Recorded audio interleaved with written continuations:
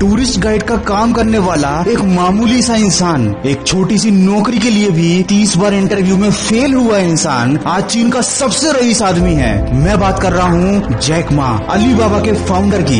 ये किस्मत का नहीं, मेहनत का खेल है। सफलता पाने के लिए पागलपन का खेल है। दोस्तों, ऐसा ही पागलपन था नवाजुद्दीन सिद्दीकी के अंदर अपनी एक्टिंग को लेकर। इसीलिए दिन में चौकीदार की नौकरी की, भूखे पेट सोया, 14 साल तक फिल्म इंडस्ट्री में खुद को साबित करने के लिए दिन रात एक कर दिया। और आज शायद ऐसा कोई भारतीय हो जिसको नवाजुद्दीन सिद्दीकी के बारे में मालूम ना हो। दोस्तों, क्या होता अगर महेंद्र सिंह धोनी ने भी रिस्क ना लिया होता, तो शायद टीम इंडिया के लिए खेलने का उनका ये सपना ही रह जाता।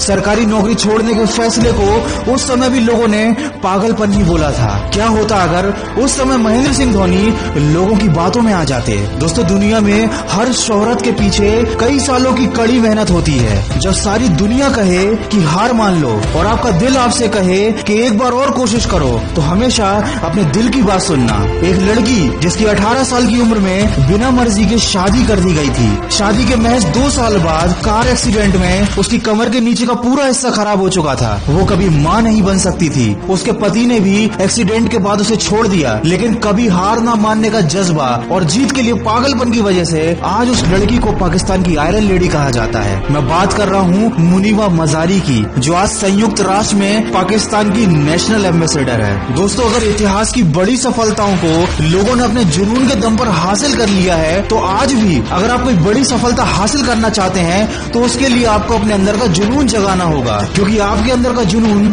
आपकी सारी ऊर्जा को एक दिशा में फोकस कर देता है और फिर आपको अपने लक्ष्य के अलावा और कुछ दिखाई नहीं देता। क्या खूब कहा है किसी ने, यूं ही नहीं मिलती राही को मंजिल, एक जुनून सा दिल में जगाना होता है। जब पूछे चिड़िया से कि कैसे बना आशियाना, तो बोली भरनी पड़ती है बार बार उड़ान और तिनका तिनका उठाना होता है। भारतीय क्रिकेटर युवराज सिंह में क्रिकेट खेलने को लेकर इतनी दृढ़ इच्छा शक्ति थी कि उन्होंने कैंसर जैसी घातक बीमारी को भी हरा दिया। दशरथ मांझी जैसे एक मामूली इंसान ने अपनी इच्छा शक्ति के दम पर छेनी और हथौड़ी से पहाड़ में से रास्ता बना दिया। इन सभी लोगों में एक ही बात कॉमन है, कभी भी इन लोगों ने मुश्किलों के आगे घुटने नहीं टेके और जो ठान लिया वह करके दिखाया और अपनी मंजिल को पाने के लिए लगातार प्रयास किए।